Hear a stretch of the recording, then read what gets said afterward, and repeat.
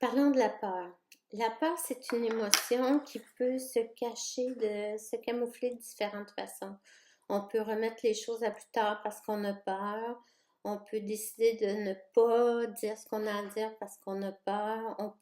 La peur, c'est quelque chose de vraiment dévastateur. On peut se méfier.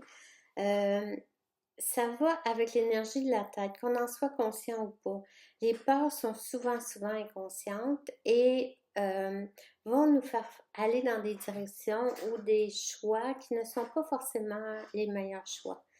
Ça va avec l'énergie de la tête.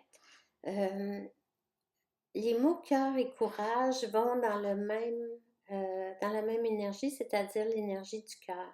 C'est la même famille étymologique.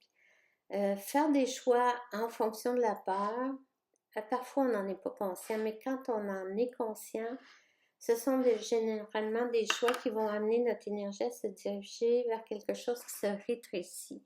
Même au niveau de notre corps, on va se mettre à avoir différents symptômes.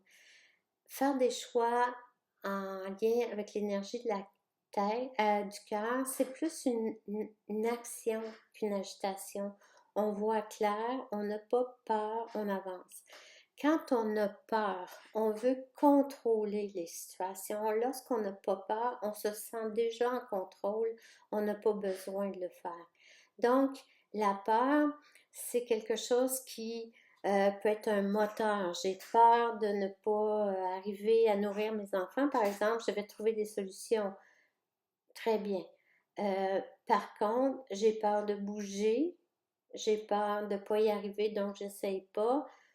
Là, ça pose problème. J'ai peur de rentrer en relation, mais je ne pourrais pas avoir les satisfactions qui viennent avec la relation, ni l'évolution qui vient avec ça parce que l'autre ne peut pas me refléter certains aspects de ma personne ou de ma personnalité.